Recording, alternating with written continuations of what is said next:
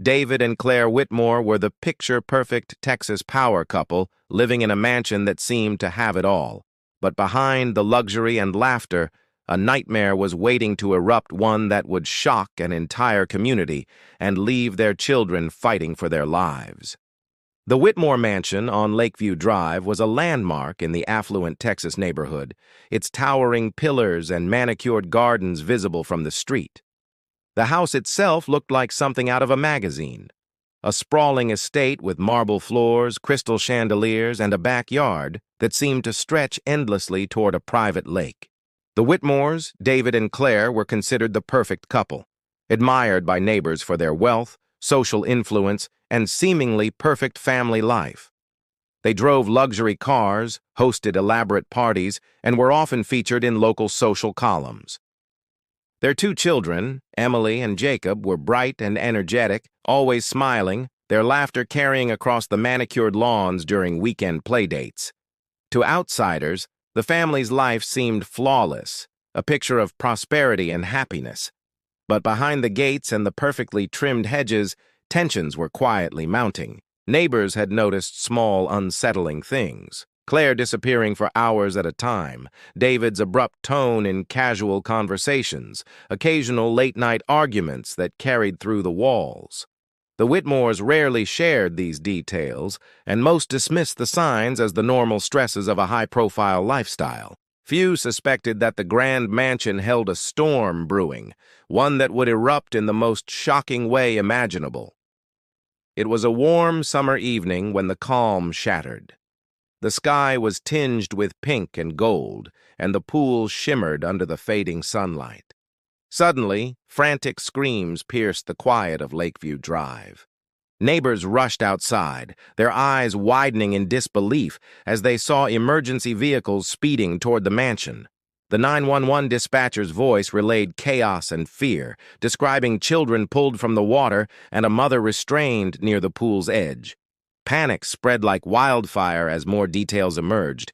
Claire Whitmore, the devoted mother, was accused of trying to drown her own children. Inside the mansion, the scene was terrifying.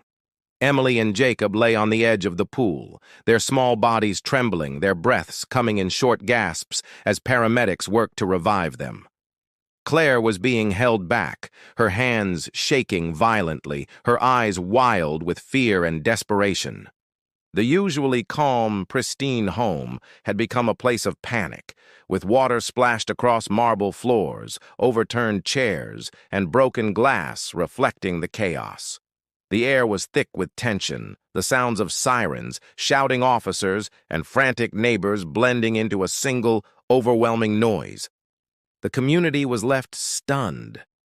How could a mother, one who had always seemed gentle and caring, suddenly turn against her own children? Investigators arrived quickly, securing the scene and beginning to piece together the moments leading up to the incident.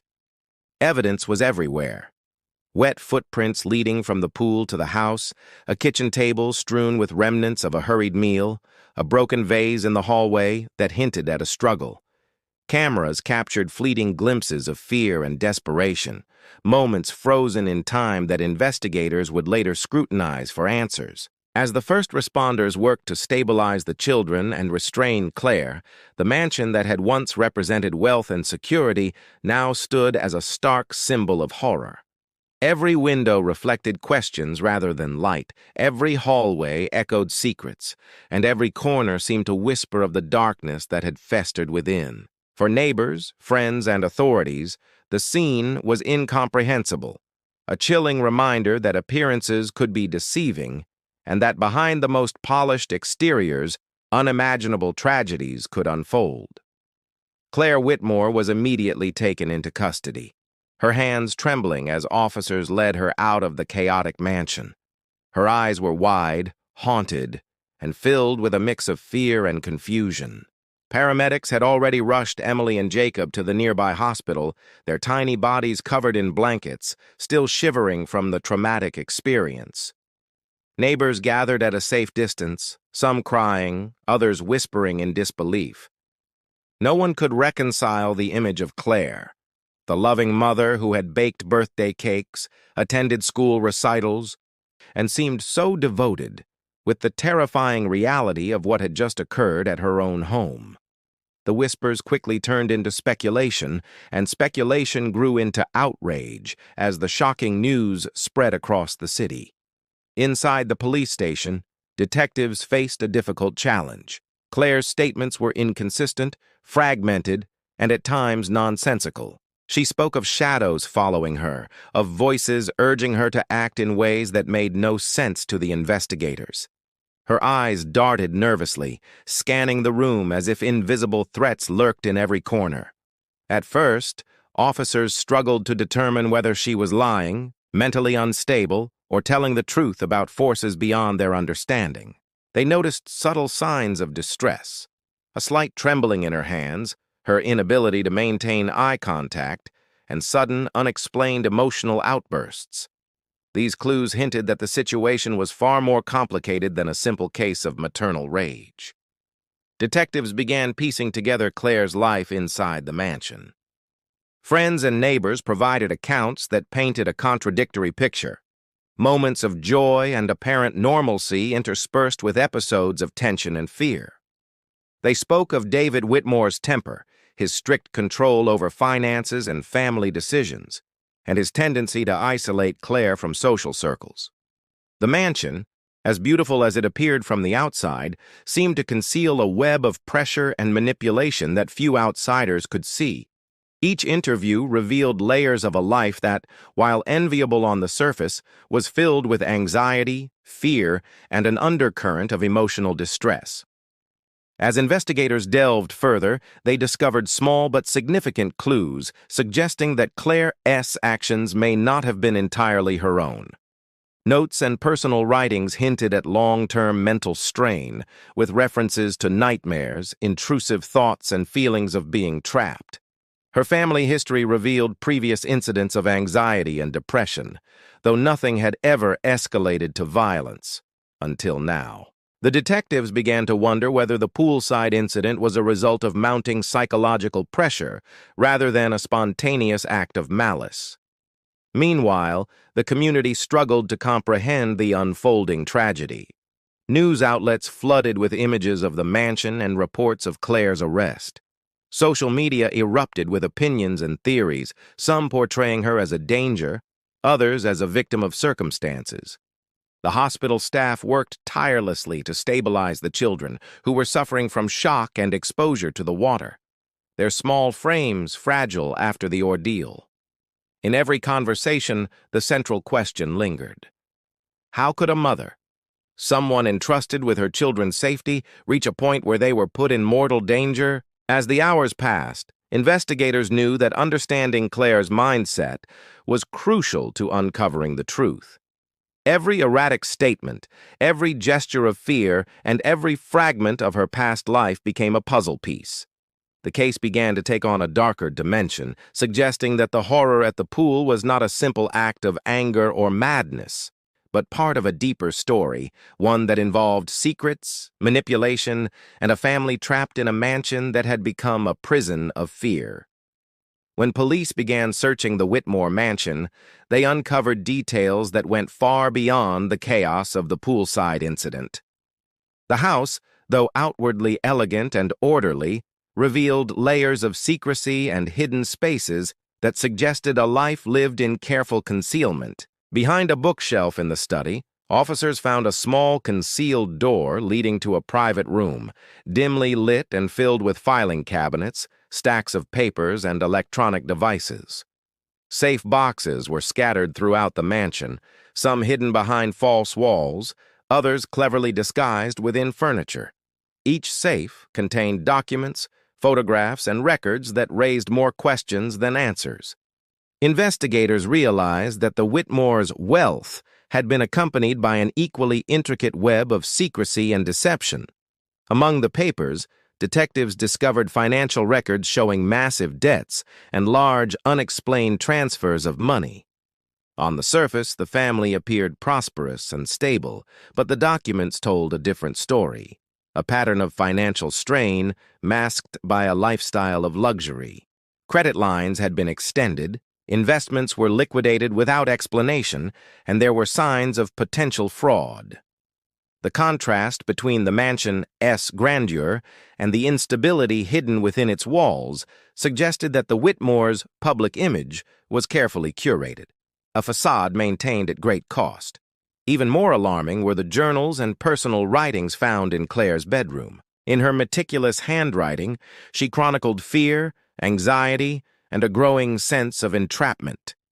There were entries detailing her feelings of being watched, controlled, and manipulated, often with references to David's intense scrutiny and criticism. Some passages suggested that she had been pressured into decisions against her will, pushed into isolation, and left with little control over her own life. Investigators began to piece together a troubling possibility that the woman accused of attempting to drown her children may have been living under extreme psychological pressure, her mental state deteriorating over time. The mansion itself provided further clues. Hidden cameras in hallways and common areas, presumably installed under the guise of security, revealed recorded arguments, tense interactions, and subtle acts of intimidation. In one sequence, Claire appeared anxious as David confronted her, his tone sharp and commanding. The recordings were brief but telling, capturing moments of fear that painted a picture of a household under constant strain. It became clear that the environment inside the Whitmore home had been highly controlled, and that Claire's actions on the day of the incident could not be fully understood without considering the years of pressure that had preceded it. Even the children's rooms offered signs of disturbance. Officers noted unusual layouts, with toys meticulously organized in some areas, but strewn across others in ways that suggested attempts to create order amid chaos. Letters and drawings from Emily and Jacob hinted at stress and confusion, though they could not fully articulate what they were experiencing. The mansion, once a symbol of comfort and affluence, now appeared as a place where fear, secrecy, and control had taken root, suffocating the family from within. As detectives sifted through the evidence, a disturbing pattern emerged. Every detail, the hidden rooms, the financial manipulations, the journals, the surveillance footage, pointed to a home that had been meticulously curated on the surface, but poisoned underneath. What initially seemed like an act of maternal breakdown was now understood as the possible culmination of years of manipulation and psychological strain. The deeper investigators looked, the more the mansion revealed itself not as a sanctuary, but as a stage for a tragedy waiting to unfold. David Whitmore was eventually located at a private country club several hours from the mansion, where he appeared calm and composed, almost indifferent to the chaos that had engulfed his family. When authorities approached him, he initially denied involvement in any wrongdoing, portraying himself as a man blindsided by his wife's actions. Yet the detectives could sense a calculated calm, a controlled demeanor that seemed rehearsed. They began digging into his life, uncovering a series of financial maneuvers that suggested premeditation rather than surprise.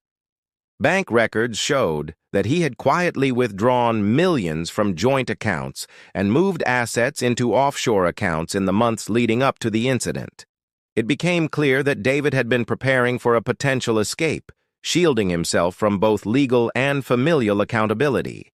Investigators pieced together the timeline of events at the mansion. Interviews with neighbors revealed that David had frequently controlled access to the house, dictating who could enter and exit, and often monitored Claire's activities under the guise of security. The hidden cameras discovered during the mansion search captured moments where David's behavior appeared menacing, instructing Claire sharply, surveilling her movements, and creating an environment of intimidation. Each recording reinforced the theory that the drowning attempt was not a random act, but may have been the result of years of calculated psychological manipulation. Further scrutiny revealed that David's control extended beyond the household. He maintained a network of advisors, accountants, and associates who assisted in maintaining the family's image and managing their finances. Emails and correspondence hinted at plans to liquidate certain properties and relocate assets, all while keeping Claire and the children unaware. Detectives theorized that David's ultimate goal may have been to destabilize his wife psychologically, ensuring that she would make mistakes or act out in ways that could serve his interests, potentially removing obstacles to his personal freedom and financial security. The investigators' focus turned to the possibility of conspiracy. It was no longer just a case of a mother attacking her children. The evidence suggested that David may have deliberately created conditions to push Claire to a breaking point. The interplay of fear, isolation, and manipulation painted a chilling picture. Each calculated decision, financial secrecy, surveillance, emotional pressure, appeared designed to undermine Claire's stability. Even the poolside incident, horrifying as it was, began to be seen as part of a larger, disturbing scheme. As detectives continued to build their case, the community struggled to understand the new revelations.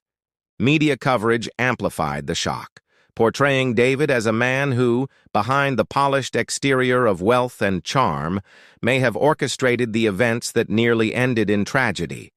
The children, although physically recovering, remained vulnerable to the emotional trauma inflicted by the household environment. Psychologists consulted on the case emphasized that exposure to prolonged manipulation and fear could have lasting effects, further complicating the narrative of what had happened in the mansion.